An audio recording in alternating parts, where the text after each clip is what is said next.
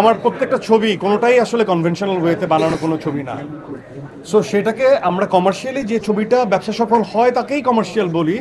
So এটা যখন ব্যবসা সফল হবে তখনই এটা কমার্শিয়াল ছবি হয়ে যাবে।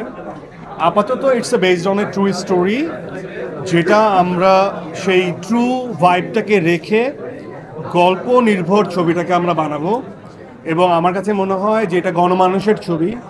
একজন সাধারণ মানুষ সে অনেক সময় লর্জাল ফিল করতে পছন্দ করে যে আমি এক ঘুষিতে 5 জনকে উড়িয়ে দিব, আর একজন মানুষ সে ফিল করে আমি তো থাকলে 5টা মার খেতাম তারপরে মারতাম। এটা ন্যাচারাল স্টাফ। সো এটা দুই ধরনের মানুষই আছে, যারা ফ্যান্টাসাইজ করে আবার রিয়েল অ্যাপ্রোচ থেকে রিয়েল স্টোরি দেখতে পছন্দ করে। এটা ফ্যান্টাসি ইজ দেয়ার, বাট এটার অ্যাপ্রোচটা অনেক রিয়েলিস্টিক। সো আমরা এটাকে গল্প নির্ভর ছবি বলি, এবং হাইলি আমি রেকমেন্ড করব যে এটা আমার এই ছবিটা কমার্শিয়ালি বিউটিফুলি এক্সিকিউটেডও হবে, দ্যাটস ফর শিওর। সো আপনি দুটোই বলতে পারেন, ম্যাস উইথ ক্লাস। বান্ডেল থাকলে প্রতি সেনমানিতে টাকা বাঁচবে। বিকাশ সেনমানি বান্ডেল কিনে জিতুন প্রতি লেনদেনে। আমি খুব কনভেনশনাল ওয়েতে যেসব ছবিগুলো হয় ট্রেন্ডি ইমেজে বা যেটা হয়, আমার একটা ফিলোসফি আছে। আমি চাই আমার যে কন্টেন্টগুলোর পোস্টারগুলো আলাদা হোক, তার মানে কি লুক আলাদা হোক, বা আন্ডারস্ট্যান্ডিং, আমার যে গল্পের আন্ডারস্ট্যান্ডিং আমি সেটা চাই। আমার ওই কাজটা চাইতে হয়। আমার কথায় আছে যে চাওয়ার মতো চাইতে হয় তাহলে আসে। আমি জানি যে চঞ্চল ভাই সে আসলে চায়, এই জন্যই তার কাছে আসে। এবং সেভাবে আমরা কি পারফর্ম করছি কিনা, সেই ডিরেক্টরগুলো আমাদেরকে সেই পথ চলতে সাহায্য করছে কিনা। সো আমার মনে হয় যে চাইতে হয়।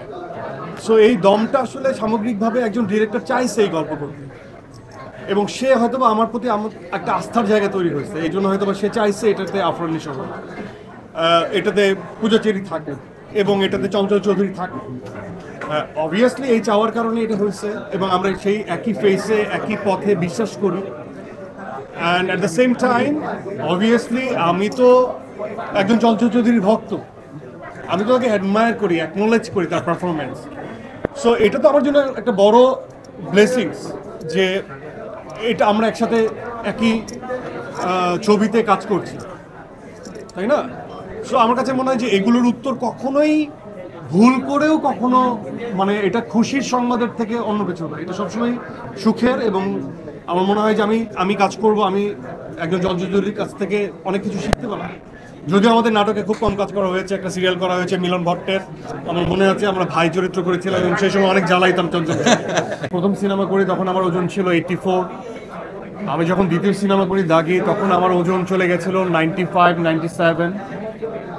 যেহেতু একটু এইজড ক্যারেক্টার এবং একটা বাবা মেয়ের সম্পর্ক ছিল, সো আমার ডিরেক্টর এই সিনেমার জন্য আমাকে ধরে দিয়েছে, মানে ওজনটা ধরে দিয়েছে 75।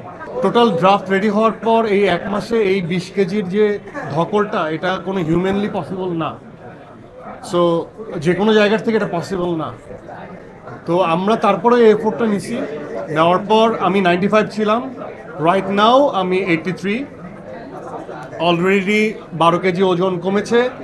এবং আমি চাই, কারণ হেলথের সাথে মানসিক কানেকশন দরকার হেলদি পারফরমেন্সের জন্য। সো আমি চাই আমি আমার ডিরেক্টরকে হ্যাপি করতে।